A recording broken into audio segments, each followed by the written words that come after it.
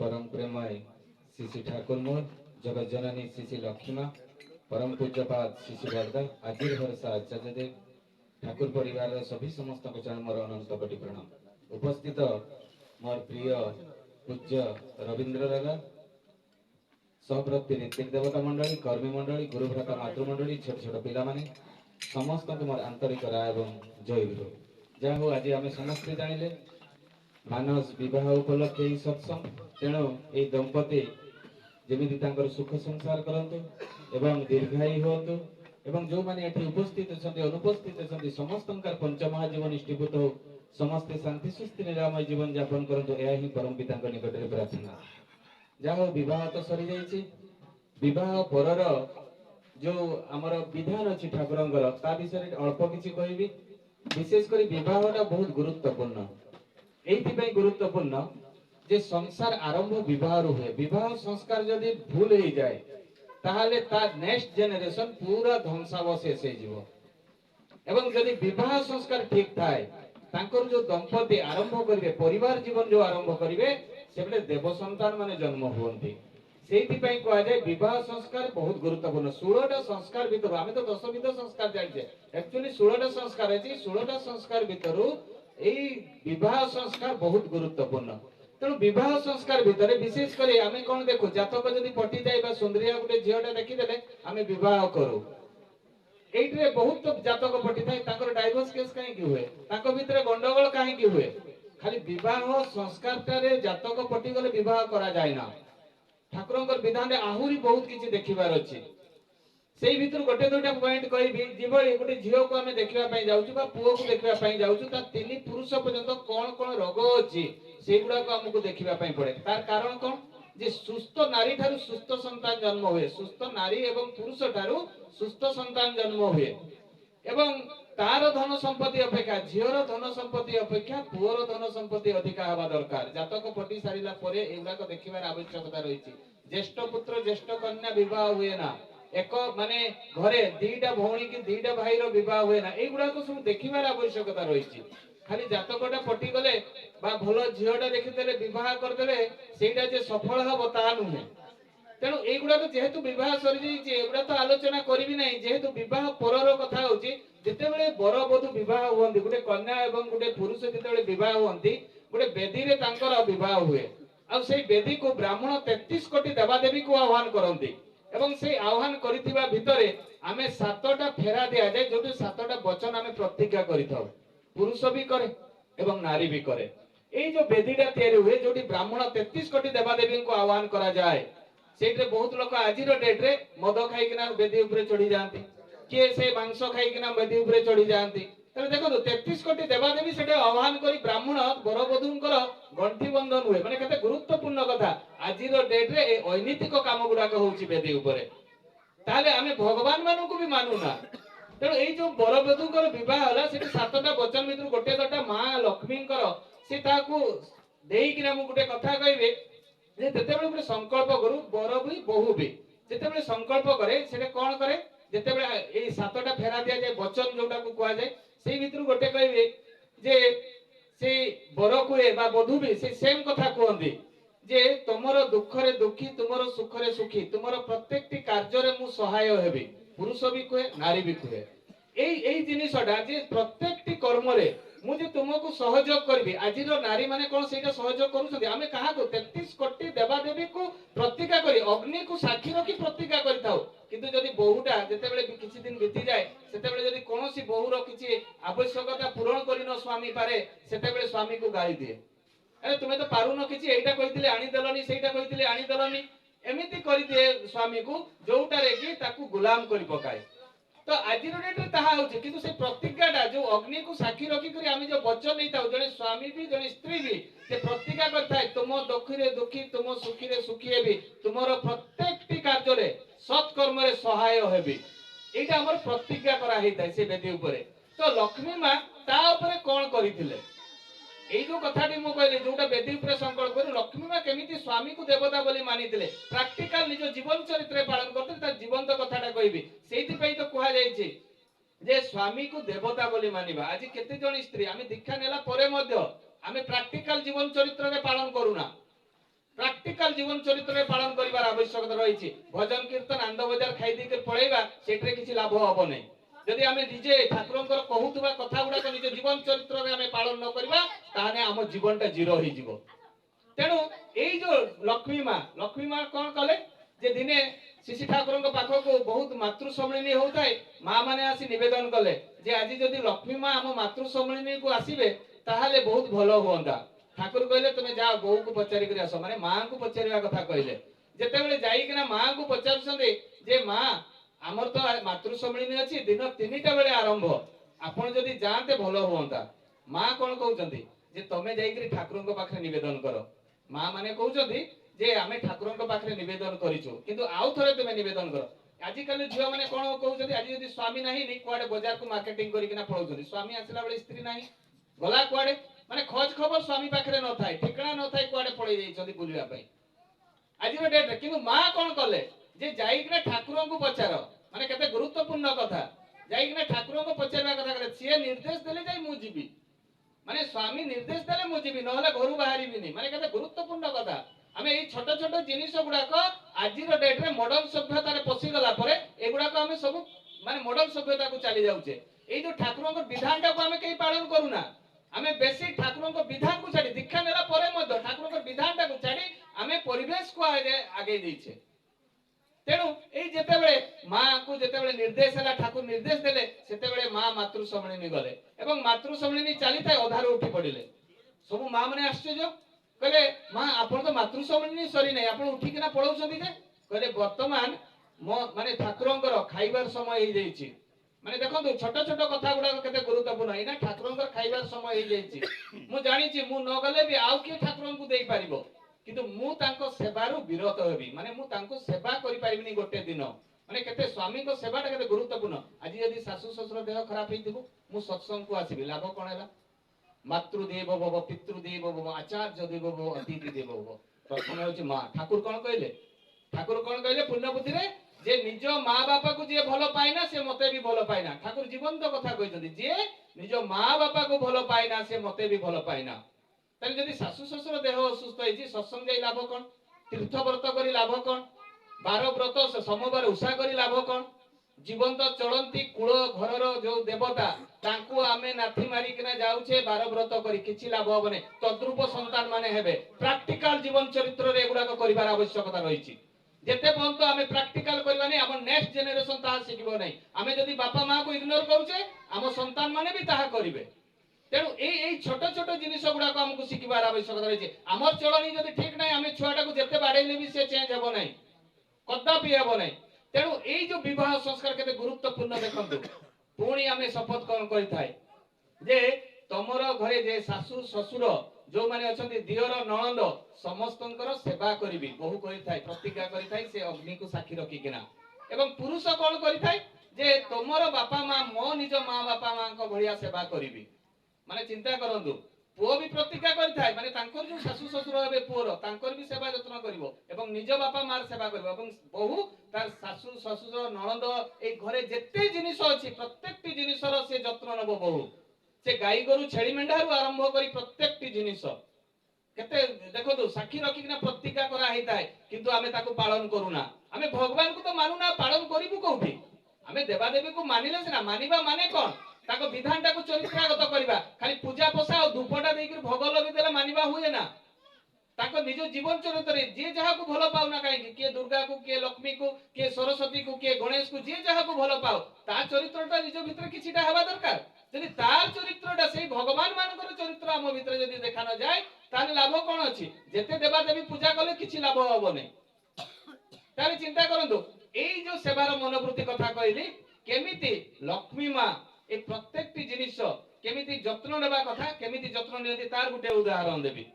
দিনে কোন ହେଇଛି, ଜଣେ ଠାକୁରଙ୍କ ପାଖକୁ ବହୁତ ଦିନର ଦେହ ଖରାପ, ମାନେ ଜ୍ୱର ତାଙ୍କର ଛାଡେ ନା, ସେ ଆସିକରି ନିବେଦନ କରୁଛନ୍ତି ଠାକୁରଙ୍କୁ।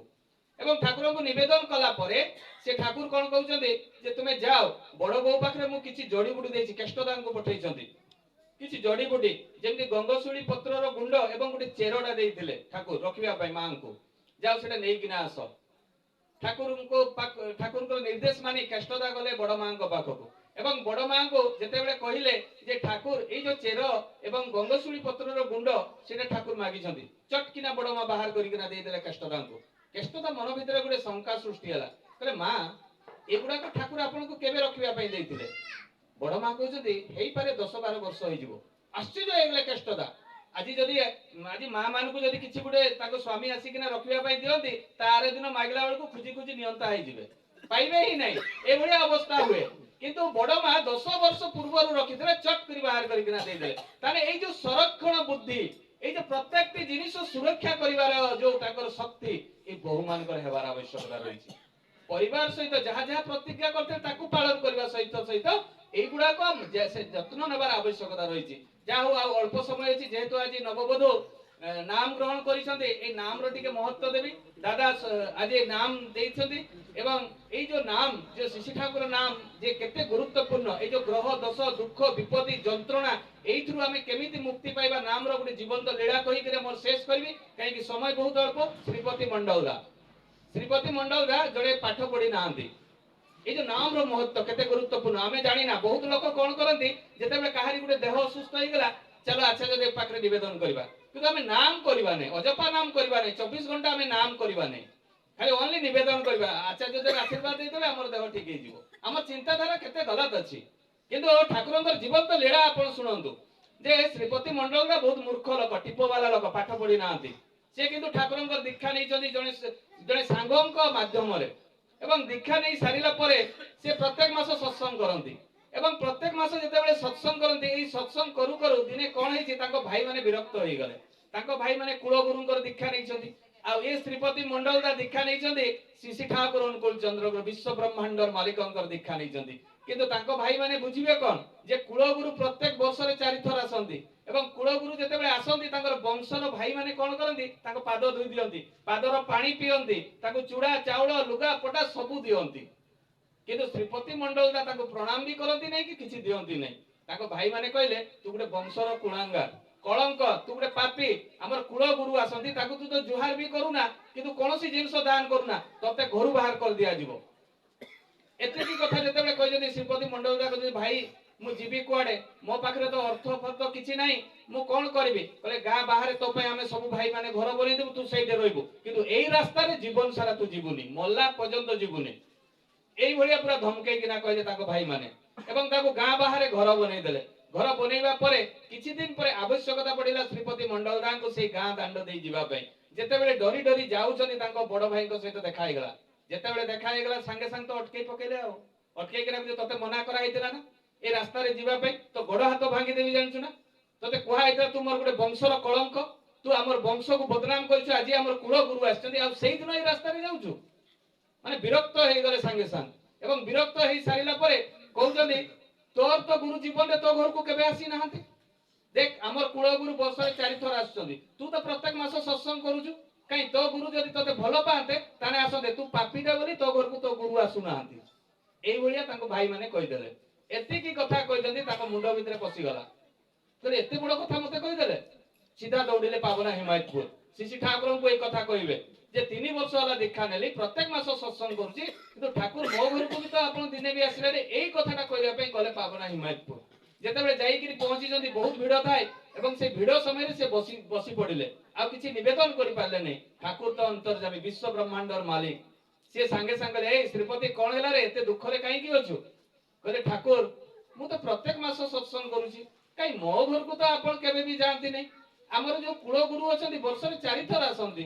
କିନ୍ତୁ ମୋ ଭାଇ ମାନେ ମତେ ବହୁତ ଗାଳି ଦିଅନ୍ତି କାଇଁ ଆପଣ ତ ମତେ ମୋ ଘରକୁ ଦିନେ ବି ଗଲେନି ଆପଣ ତ ବିଶ୍ୱ ବ୍ରହ୍ମାଣ୍ଡର ମାଲିକ ଆପଣଙ୍କୁ ମୁଁ ଭଗବାନ ବୋଲି ପୂଜା କରେ ସତ୍ସଙ୍ଗ କରେ କାଇଁ ଆପଣ ତ ଦିନେ ବି ଗଲେନି କହିଲେ ଏଇ ସେଦିନ ଶୁକ୍ରବାର ସତ୍ସଙ୍ଗ କରିଥିଲୁ ଖେଜୁରୀ ଭୋଗ ଦେଇଥିଲୁ ବାତାସା ଭୋଗ ଦେଇଥିଲୁ ଏବଂ ଗୁଡ଼ ଦେଇଥିଲୁ ମୁଁ ଖାଇଛି ଶ୍ରୀପତି ମଣ୍ଡଳଦା ଭୋ ହୋଇକି କାନ୍ଦି ପକେଇଲେ କହିଲେ ଠାକୁର এইটা ଆପଣ କେମିତି ଜାଣିଲେ କହିଲେ ଆରେ ତୁ ଯୋଉ ପଇଡଟା ଦେଇଥିଲୁ ତା ମୁହଁଟା କାଟି ନଥିଲୁ ମୁଁ ପଇଡ ପାଣି ପିଇ ପାରିଲିନି ପରା ଆହୁରି କାନ୍ଦିଲେ ଭୀଷଣ କାନ୍ଦିଲେ ଶ୍ରୀପତି ମଣ୍ଡଳଦା କହିଲେ ଠାକୁର ଆପଣ এই କଥା କେମିତି ଜାଣିଲେ ମୁଁ ପଇଡଟା ବି କାଟିନି ଏଇଥର ତୁ ଯେତେବେଳେ ସତ୍ସଙ୍ଗ କରିବୁ ପଇଡଟାକୁ କାଟିବୁ କାଟି ସାରିଲା ପରେ ଗୋଟେ ପ୍ଲେଟ ଢଙ୍କେଇ ଦେବୁ ମୁଁ ପଇଡ ପାଣି ବହୁତ ଭଲ ପାଇଲେ ଶ୍ରୀପତି ମଣ୍ଡଳଦା ଆଉ କିଛି କହି ପାରୁନାହାନ୍ତି ଭୋ ଭୋ ହେଇକି କାନ୍ଦୁଛନ୍ତି ପୁଣି ଠାକୁର କହୁଛନ୍ତି ଏଇ ଶ୍ରୀପତି ତୁ ଇଷ୍ଟବୁଦ୍ଧି ଦେଉ କହିଲେ ହଁ ଠାକୁର ଦିଏ କେତେବେଳେ ଦଉରେ ପ୍ରତ୍ୟୁଷରୁ ଦିଏ କହିଲେ ବାଃ ତୁ ଯେତେବେଳେ ଇଷ୍ଟବୃତ୍ତି ଦଉ ନା ମୁଁ ତୋ ହାତରୁ ଭୋଗ ଗ୍ରହଣ କରିବା ପାଇଁ ଯାଏ ରେ, ପ୍ରତ୍ୟେକ ଦିନ ତୋ ଘରକୁ ଯାଏ, ତତେ ମୁଁ ପ୍ରାଣ ଭରି ଦେଖେ ଏବଂ ପ୍ରାଣ ଭରି ଦେଖି ସାରିଲା ପରେ ତୋ ଛୁଆ ପିଲା ସମସ୍ତଙ୍କୁ ଦେଖେ, ତାପରେ ଆସେ। ଆହୁରି କାନ୍ଦୁଛନ୍ତି ଶ୍ରୀପତି ମଣ୍ଡଳ, ଠାକୁର ମୋ ଘରକୁ ପ୍ରତ୍ୟେକ ଦିନ ଆପଣ ଆସନ୍ତି। ପୁଣି କହିଲେ ଏ ତୁ ନାମ କରୁଛୁ ତ? କହିଲେ ହଁ ଠାକୁର ନାମ କରେ। କେତେବେଳେ କରୁ ରେ? ନା ମୁଁ ସକାଳୁ ଇଷ୍ଟବୃତ୍ତି ଦେବା ପୂର୍ବରୁ ନାମ କରେ, ଆଉ ଦିନ ବେଳେ ନାମ କରୁନି। ଯେ ଠାକୁର କାମରେ ତ ବ୍ୟସ୍ତ ରୁହେ, କେତେବେଳେ କେତେବେଳେ କରେ, କେତେବେଳେ କେତେବେଳେ ଭୁଲିଯାଏ। କହିଲେ ତୁ ଯଦି ସବୁବେଳେ ନାମ କରିବୁ ନା ତୋ ସହିତ ସଦା ସର୍ବଦା ମୁଁ ଥିବି ରେ, ତୋର ଦୁଃଖ ବିପତ୍ତି ଗ୍ରହ ଦୋଷ ସବୁ ସମୟରେ ମୁଁ ସହାୟ ହେବି। ଶ୍ରୀପତି ମଣ୍ଡଳ ଦା ଭୋ ଭୋଇ କାନ୍ଦୁଛନ୍ତି। ଠାକୁର କହୁଛନ୍ତି ତାହେଲେ ତୋ ଘର ତୋ ସହିତ ସଦା ସର୍ବଦା ଥିବି ନା ବର୍ଷରେ ଥରେ ଯିବି? କହିଲେ ଠାକୁର ମୋ ସହିତ ସଦା ସର୍ବଦା ଥାନ୍ତୁ। ଏଇ ହଉଛନ୍ତି ଶ୍ରୀ ଶ୍ରୀ ଠାକୁର। ଆମେ ଯଦି ତାଙ୍କର ବିଧାନଟାକୁ କଣ୍ଟାଏ କଣ୍ଟାଏ ପାଳନ କରୁଥିବା ତାହେଲେ ଆମ ସହିତ ସିଏ ଥାନ୍ତି। এই ছোট কথাটা কই মোর বক্তব্য শেষ করবি, সময় হয়ে গলানি, দাদা মতে ইশারা দেলেনি। এই নামর মহত্বটা যে কথাটা কইলি যে আমার যে সতীশ চন্দ্র গোস্বামী তাଙ୍କର নাতির দেহ খারাপ, মানে ঝিওর পুଅ নাতির দেহ খারাপ, দেখা করিয়া ପାଇଁ ଯାଇଛନ୍ତି। ଯେତେବେଳେ ଦେଖା କରିବା ପାଇଁ ଯାଇଛନ୍ତି, ସେ ଦେଖା କରିବା ସମୟରେ କଣ ହେଇଛି, ତାଙ୍କ ଝିଅ କହୁଛନ୍ତି ଯେ ବାପା ମୋ ପୁଅ ଦେଖ 10 ଦିନ ହେଲାଣି ଠୋପେ ଠୋପେ ପାଣି ପିଉଛି, କେତେବେଳେ କଣ ହେଇଯିବ, ତୁମେ ଟିକେ ଠାକୁରଙ୍କ ପାଖରେ ନିବେଦନ କଲେ ହୁଅନ୍ତା ନାହିଁ? ସତୀଶ ଚନ୍ଦ୍ର ଗୋସ୍ୱାମୀ ରାଗି ପକେଇଲେ, କହିଲେ ତ ଟିକେ ଲଜ୍ଜା ନାହିଁ? ଠାକୁର ପରା 4ଟି ଅକ୍ଷର ନାମ ଦେଇଛନ୍ତି, ସେ ନାମର କଣ କିଛି ଭ୍ୟାଲୁ ନାହିଁ? ତୁ ତ ଛୁଆକୁ ଧରିକରି ନାମ କରୁନା। କହିଲେ ଠାକୁର ମୁଁ ତ ମୋ ଛୁଆ ଠାକୁରଙ୍କ ନାମଟା ଯୋଉଟା ଦେଇଛନ୍ତି ମୁଁ ତ ସବୁବେଳେ ନାମ କରେ। କହିଲେ ଭଲ ଭାବରେ ତୁ ନାମ କର, ତୋ ପୁଅ ଠିକ ହେଇଯିବ। ସତୀଶ ଚନ୍ଦ୍ର ଗୋସ୍ୱାମୀ ଏତିକି କଥା କହି ପଳେଇ ଆସିଲେ। ତାଙ୍କ ଝିଅ ମନ ଭିତରେ ବହୁତ ଦୁଃଖ।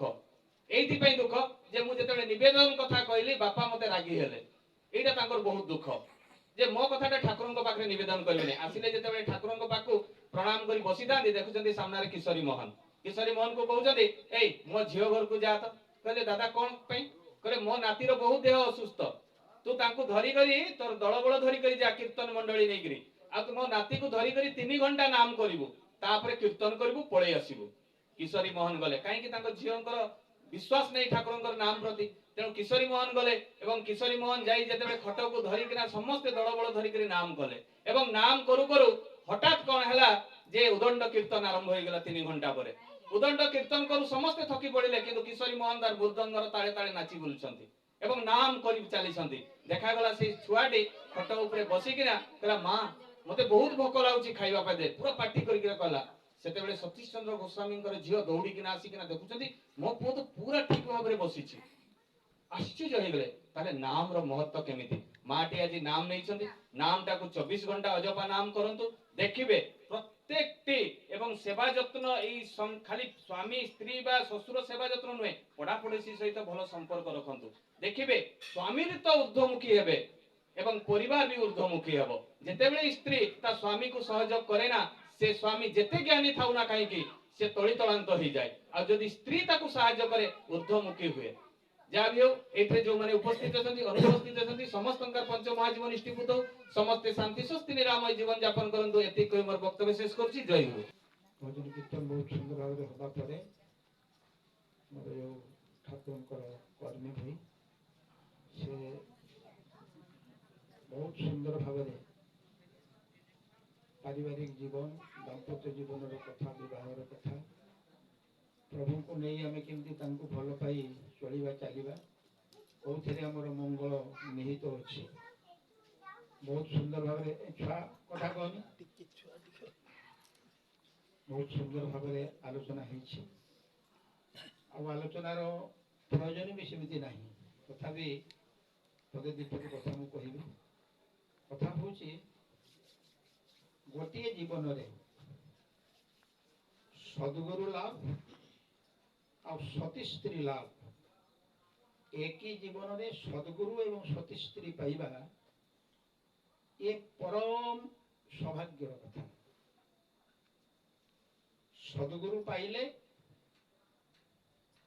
ଆମେ ଜୀବନର ସମସ୍ତ କଥା, ଜୀବନୀୟ କଥା, ଯୋଉଥିରେ ଆମେ ଭଲ ହବା, ଯୋଉଥିରେ ଆମେ ବଡ଼ ହବା, ଯୋଉଥିରେ ଆମର ପରିବାର ଆସ୍ତେ ଆସ୍ତେ ସେଇ ବଡ଼ ଏବଂ ଭଲ ଆଡ଼କୁ ଆଗେଇ ଚାଲିବ, କେଉଁ ନିୟମ ନୀତି ଶୃଙ୍ଖଳାକୁ ମାନି ଚାଲିଲେ କୋଉ ବିଧିବିଧାନକୁ ନେଇ ଚାଲିଲେ এটা সম্ভব ହେଇପାରେ ଏ ସମସ୍ତ କଥା ଆମେ ସଦ୍ଗୁରୁ ପୁରୁଷୋତ୍ତମଙ୍କ ପାଖରୁ ଜାଣିଯିବା। ତାପରେ ଯଦି ବିବାହଟା ଠିକ ହେଇଥାଏ, ଦାଦା ଯୋଉ କଥା କହୁଥିଲେ, ଏବଂ ସେ ବହୁ ଯିଏ ଏ ସବୁ ପରିବାରର କଥା, ବହୁ ଯଦି ତାଙ୍କର ସ୍ୱାମୀଙ୍କୁ ପ୍ରକୃତରେ ମନ ଦେଇ ପ୍ରାଣ ଦେଇ ହୃଦୟ ଦେଇ ଭଲ ପାଇଥାନ୍ତି, ଭଲ ପାଇ ପାରନ୍ତି, ଭଲ ପାଇ ବସନ୍ତି, ତାହେଲେ ସେ ସ୍ତ୍ରୀ ସେ ସ୍ୱାମୀର କେତେ ବଡ଼ ସମ୍ପଦ সেটা କହିବା ପାଇଁ ଭାଷା ନାହିଁ। ସ୍ୱାମୀ ତା ପାଖରେ ନିଜର ଜୀବନର ସତ୍ତା ଭଳି, ନିଜର ସତ୍ତା ଭଳି ସ୍ୱାମୀକୁ ସେ ଦେଖେ। ଯେମିତି ଆମେ ପ୍ରତ୍ୟେକ ନିଜର ଜୀବନକୁ ନିଜର ସତ୍ତାକୁ ରକ୍ଷା କରିବା ପାଇଁ ଆମେ ଯେକୌଣସି ପ୍ରକାର ଯେକୌଣସି ପରିସ୍ଥିତିରେ ଆମେ କିଛି ବି କରିପାରୁ, ତାର ସୁରକ୍ଷା ପାଇଁ ସତୀ ସ୍ତ୍ରୀ ସେମିତି ତାର ସ୍ୱାମୀର ସୁରକ୍ଷା ପାଇଁ, তার প্রীতি পাই সে সবু কিছু করিপারে। সে তার চারিআখিয়া দৃষ্টি দেই সবু কথা সে স্বামীর করে। আমার দুইটা আখি, সে চারিটা আখি দিয়ে দেখে সতেক কাজের সমাধানেও স্বামীর চর্যা হয় না বাধা। প্রতি প্রাণা নারী চরিত্রে দেখবি কেমন এইটি সাদা। ঘর সংসার পরিবেশর বহুত কাম দাম করিবা ভিতরে বি স্বামী কেতবেলে জলখিয়া খান্তি, কোন খান্তি কেমিতি খান্তি, তাঙ্ক রুচিটা কোন এ কথা জানি ঠিক সময় তাঙ্কু কিন্তু জলখিয়াটা সে দেই দিয়ন্তি। এমিতিকা স্বামীঙ্কর সমস্ত কথা সতী স্ত্রীর নখ দর্পণরে থাকে। সেমিতি ভাবে স্বামীଙ୍କୁ নেই সে চালিবা সহিত স্বামীর যে সবু প্রিয়জন অছন্তি, যে কথা ভাই বহুত চমৎকার ভাবে কহুলে, স্বামীর বাবা মা, স্বামীর ভাই ভৌণী, ভଣଜା ଭାଣିଜୀ, ଏପରିକି ଦାଦା କହୁଥାନ୍ତି ସେ ଘରର ଯୋଉ ପଶୁ ପକ୍ଷୀ ମାନେ ଅଛନ୍ତି, ଆହୁରି ଯଦି ଆମେ ଭାବିବା ସେ ବଗିଚାର, ସେ ପରିବାରର ବଗିଚାରେ ଯୋଉ ଗଛଲତା ଅଛି, ଏ ସମସ୍ତଙ୍କ ପ୍ରତି ତାର ଦରଦ ରହିବ, ମମତା ରହିବ। ଗଛ କଡ଼ରେ ଚାଲି ଯାଉଥିବା ସମୟରେ ଯେମିତି ସେ ଅନୁଭବ କରିବେ ଗଛ ମତେ ଅପେକ୍ଷା କରିଛି ତା ମୂଳରେ ଟିକେ ପାଣିଟା ଦେଇଦବା ପାଇଁ। ଏମିତିକା ଭାବନା ଯଦି କୋଉ ସ୍ତ୍ରୀର ଅନ୍ତରରେ ପ୍ରାଣରେ ଜାଗି ଉଠେ, ସେ ହିଁ ରତ୍ନ ଗର୍ଭା ହୁଏ। ଯେତେ ଯେତେ ସେ ତାର ସ୍ୱାମୀ, ଶାଶୁ ଶ୍ୱଶୁର, ପରିଜନ, ସେ ପରିବାରର ସବୁ କିଛିକୁ ଏବଂ ସମସ୍ତଙ୍କୁ ଯେତେ ଯେତେ ସିଏ ଆପଣାର କରି ନଉଥାଏ, ସୁସନ୍ତାନ ଜନ୍ମ ଦେବାର ଶକ୍ତି ତା ଭିତରେ ସେତେ ସେତେ ସେତେ ସେତେ ବଢି ଚାଲିଥାଏ। ଏଣୁ ଆମ ପରିବାରକୁ ଭଲ କରିବା ପାଇଁ ହେଲେ ଉଭୟ ସ୍ୱାମୀ ଏବଂ ସ୍ତ୍ରୀ ସମସ୍ତଙ୍କୁ ଇଷ୍ଟପ୍ରାଣ ହବାକୁ ହେବ। କେବଳ ସ୍ତ୍ରୀ ନୁହଁ, ସ୍ୱାମୀ ଯଦି ଇଷ୍ଟପ୍ରାଣ ହେଇ ଉଠନ୍ତି ତାହେଲେ ତାଙ୍କ ଭିତରେ ଯୋଉ ସଂସ୍କାର ଅଛି ସେ ଯେତେବେଳେ ଉଜ୍ଜୀବିତ ହେଇ ଉଠିବ, ସ୍ୱାଭାବିକ ଭାବରେ ତାଙ୍କର ସେଇ ଭଲ ଗୁଡାକୁ ଦେଖି ସ୍ତ୍ରୀ ତାଙ୍କୁ ଶ୍ରଦ୍ଧା କରିବାର, ଭକ୍ତି କରିବାଟା ସହଜ ହେଇଯିବ। କିନ୍ତୁ ଯଦି ସ୍ୱାମୀ ପାଖରେ ତାର ବାବା ମା ଇଷ୍ଟ ଏସବୁ ବଡ଼ ନ ହେଇ ଆଉ କିଛି ଆଉ କ'ଣ ଯଦି ବଡ଼ ହେଇଥାଏ ତାହେଲେ କିନ୍ତୁ ତାଙ୍କ ଚରିତ୍ର ଭିତରେ ଦେବଭାବ ଫୁଟି ଉଠିବ ନାହିଁ। ଫଳରେ ସ୍ତ୍ରୀ ତାର ସ୍ୱାମୀକୁ ଭଲ ପାଇବା ପାଇଁ ଇଚ୍ଛା କରିଲେ ମଧ୍ୟ ସେତେଟା ଭଲ ପାଇପାରିବ ନାହିଁ। ଉଦାହରଣ ସ୍ୱରୂପ ଧରନ୍ତୁ, ଗୋଟେ ସ୍ତ୍ରୀ ଗୋଟେ ଝିଅ ସେ ବିବାହ କରିବା ପୂର୍ବରୁ ସେ ତାଙ୍କ ମନର ଗୋଟେ ଇଚ୍ଛା ଏମିତି ସଂସ୍କାର ନେଇ ସେ ପିଲା ବଡ଼ ହେଇଛି ଯେ ସେ ଭାବନ୍ତି ମୋର ଯିଏ ସ୍ୱାମୀ ହେବେ ସେ ଯେମିତି ବହୁତ ପରୋପକାରୀ ହେଇଥିବେ, ବହୁତ ଦୟାଳୁ ହେଇଥିବେ, ବହୁତ ଦରଦୀ ହେଇଥିବେ। କିନ୍ତୁ ଏମିତି ଗୋଟେ ଜାଗାରେ ବାହାଘର ହେଲା ଯେ ସେ ସ୍ୱାମୀ ତାର ନିଜର ସ୍ୱାର୍ଥ ଛଡ଼ା, ନିଜର ଆତ୍ମସ୍ୱାର୍ଥ ଛଡ଼ା ଆଉ କିଛି ବୁଝନ୍ତି ନାହିଁ। ଫଳରେ ସେଇ ଝିଅଟା ସେ ଯିଏ ବୋହୂ ହେଇକିରି ଆସିଲା ସେ ତାର ସ୍ୱାମୀଙ୍କୁ ଭଲ ପାଇବାଟା କଠିନ ହେଇଯିବ। ଫଳରେ ଏ ଯେ ରେଜଲ୍ଟ କ'ଣ ହବ ନା, ବିବାହର ଯୋଉ ମୂଳ ଦିଟା ଉଦ୍ଦେଶ୍ୟ ଅଛି ସବୁ ଦିଗରୁ ବଡ଼ ହେଇ ଉଠିବା ଏବଂ ସୁସନ୍ତାନ ଜନ୍ମ ଦେବା, ଭଲ ସନ୍ତାନ ଜନ୍ମ ଦେବା, এইটা হচ্ছে বিবাহর মুখ্য কথা। উন্নয়ন আর সুপ্রজনন, ভালো সন্তান জন্ম দেওয়া, এইটা হচ্ছে বিবাহর উদ্দেশ্য। যদি স্ত্রী তার স্বামীকে এবং স্বামীর যে সমস্ত যদি ভাল পাই নপারନ୍ତି তাহলে সেটি সুসন্তান আশা করা যাই পারিব ନାହିଁ, ହେଇପାରିବ ନାହିଁ, সেটা সম্ভব নয়, এটা বিজ্ঞান। এবং এসব কথা উপরে ଆମକୁ କିନ୍ତୁ খুব গুরুত্ব দেই চলিବାକୁ হবে। মূল কথা কিন্তু ইষ্ট প্রীতি, ତାଙ୍କୁ ଭଲ ପାଇଲେ ଯାଇ ଆମେ ଆଉ ସମସ୍ତଙ୍କୁ ଭଲ ପାଇପାରିବା। ତାଙ୍କୁ ଭଲ ପାଇ ନ ଶିଖିଲେ, ତାଙ୍କର ପ୍ରୀତିପୂର୍ଣ୍ଣ କର୍ମ କରି ନ ଶିଖିଲେ ଆମେ ଆଉ କାହାର, ସ୍ୱାମୀର ବାବାର ମାର ଆଉ କାହାର ପ୍ରୀତିପୂର୍ଣ୍ଣ କର୍ମ କରିପାରିବା, ଏଇଟା ସୁବିଧାଜନକ ନୁହେଁ, ହେଇପାରିବ ନାହିଁ। ତେଣୁ ପ୍ରଥମ ଏବଂ ପ୍ରଧାନ ଆମ ଜୀବନର ହେଲେ ଇଷ୍ଟ ଗୁରୁ ପୁରୁଷୋତ୍ତମ। ତାଙ୍କୁ ଭଲ ପାଇ ଆମେ ସମସ୍ତେ ପରସ୍ପରକୁ ଭଲ ପାଇ ଆମ ଜୀବନକୁ ଆମେ ତିଆରି କରିବା ଏବଂ ଅନ୍ୟମାନଙ୍କୁ ମଧ୍ୟ ତିଆରି କରିବା। ଠାକୁର ଆମମାନଙ୍କ ପାଖରୁ କିଛି ବି ଚାହିଁ ନାହାନ୍ତି। ସେ କହୁଛନ୍ତି ମୁଁ ଚାହେଁ ତୁମେ ଭଲରେ ରୁହ,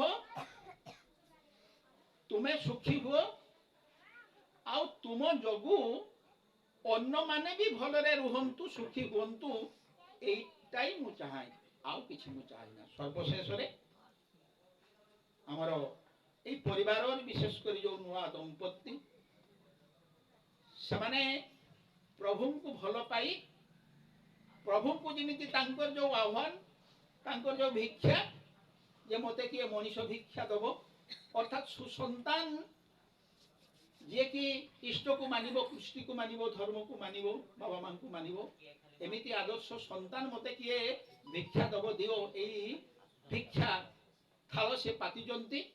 ସେଇ ଭିକ୍ଷା ଥାଳ ଯେମିତି ସେମାନେ ପୂରଣ କରିପାରନ୍ତି, এই প্রার্থনা রক্ষী পরম প্রভুଙ୍କ শ্রীপাদ পঙ্কজରେ ସମସ୍ତଙ୍କର শুভকামନା କରି ମୋର ବକ୍ତବ୍ୟ ଆଜି ପାଇଁ ମୁଁ ଏଇଠି ରଖୁଛି। ବନ୍ଦେ ପୁରୁଷୋତ୍ତମ ଜୟ।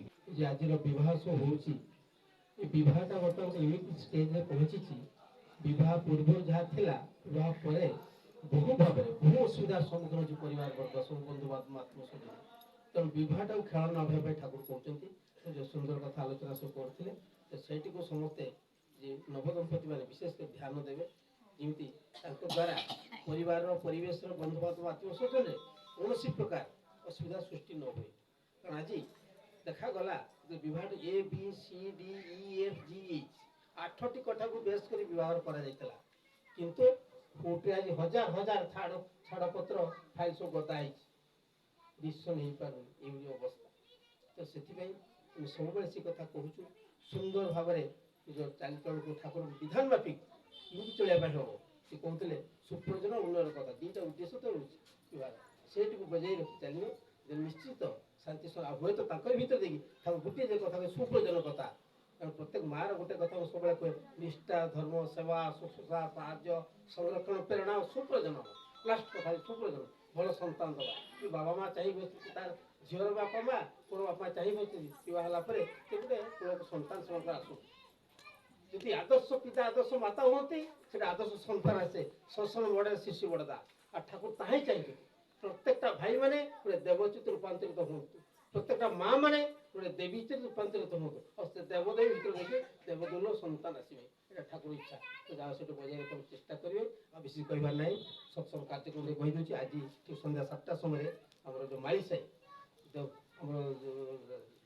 ଦୁର୍ଗା ହୋଟେଲ ପାଖ ବଡ଼ ବଜାର ଦୁର୍ଗା ହୋଟେଲ ପାଖ ବାରିପଦାର ସେ ମାଳିସାହିରେ ସତ୍ସଙ୍ଗରେ ରହିଛି ସ୍ୱର୍ଗତ ଅଲେଖ ମହାନ୍ତି ଭାଇଙ୍କ ବାସଭବନରେ ତାଙ୍କ ଦୁର୍ଗା ପ୍ରସନ୍ନ ମହାନ୍ତି ସତ୍ସଙ୍ଗ କରୁଛନ୍ତି ତେଣୁ ସୁବିଧା ଯିବେ ତାପରେ ଆଗାମୀକାଲି ଦୁଇଟି ବିଶେଷ ସତ୍ସଙ୍ଗ ରହିଛି ଗୋଟେ ଖିଚିଙ୍ଗର ଉତ୍ସବ ରହିଛି ସେମାନେ ମୋତେ ଫୋନ୍ କରିଥିଲେ ତେଣୁ ଯେଉଁମାନେ ସୁବିଧା হবে ଯଦି ଯାଆନ୍ତି କି ଏ ଖିଚିଙ୍ଗର ଉତ୍ସବ 10-12 ହଜାର ଲୋକ କେତେ ଦିନ ପାଇଁ ଗୋଟେ ଚେଷ୍ଟା କରି ଗୋଟେ ଶୋ କରିଛନ୍ତି ଆଉ ଆଗାମୀ କାଲି ମଧ୍ୟ ବାଙ୍ଗିରି ଖୁସି ଦିନ ସମୟରେ ଦିନବେଳା ଆମ ସଭାପତି ଚିତ୍ତରଞ୍ଜନ ଦାସ ଗୋଟେ ଘର ନୂତନ ଗୃହ ତିଆରି କରିଛନ୍ତି ସେ ମୋତେ ଫୋନ୍ କରିଛନ୍ତି ବହୁବାର ଭକ୍ତମାନେ ଯେମିତି ଯାଆନ୍ତି ସେ କଥା ମୋତେ ଚାହିଁଛନ୍ତି ଆଉ ଆଗାମୀ 11 ତାରିଖ ସନ୍ଧ୍ୟା ସେ 7ଟା ସମୟରେ ବାରିପଦାର ଆମ ଯେଉଁ ପୂର୍ଣ୍ଣଚନ୍ଦ୍ରପୁର ୱାର୍ଡ଼ ନମ୍ବର 21 ଆଉ DW ଅଫିସ୍ ସାମ୍ନା ଗଳିରେ ଚିତ୍ତରଞ୍ଜନ ଗିରି ତାଙ୍କ ଘରେ ସତ୍ସଙ୍ଗ ରହିଛି ଆଉ 12 ତାରିଖ ଶ୍ରୀମନ୍ଦିର ସାପ୍ତାହିକ ସତ୍ସଙ୍ଗ ଶ୍ରୀମନ୍ଦିରରେ ସନ୍ଧ୍ୟା ପ୍ରାର୍ଥନା ପାଇଁ ଆଉ 15 ତାରିଖ ମୋତେ ଗୋଟେ ବିଶେଷ ବାରିପଦା ସନ୍ଧ୍ୟାରେ ଆମର ଯେଉଁ ଫିଲାନ୍ଥ୍ରୋପି ସମ୍ବଲପୁରର ମହେଶ୍ୱର ଚକ୍ରବାଣୀ ସତ୍ସଙ୍ଗ ଅଧର୍ଯ୍ୟ ତାଙ୍କ ଝିଅ ଜନ୍ମଦିନ ପାଇଁ ବାରିପଦା ସତ୍ସଙ୍ଗ ସତ୍ସଙ୍ଗ ହୁଏ 15 ତାରିଖ ସନ୍ଧ୍ୟା ସମୟରେ ସେଇ ସତ୍ସଙ୍ଗ ମଧ୍ୟ ଯିବେ ବାରିପଦା ସତ୍ସଙ୍ଗକୁ ଆଉ ବିଶେଷ ଭାବରେ ଆମ ମୟୂରଭଞ୍ଜ ଜିଲ୍ଲାସ୍ତରୀୟ ଉତ୍ସବ ଯେଉଁଟାକି 1 ତାରିଖ ଦିନ ଫେବୃଆରୀ 1 ତାରିଖ ହେବ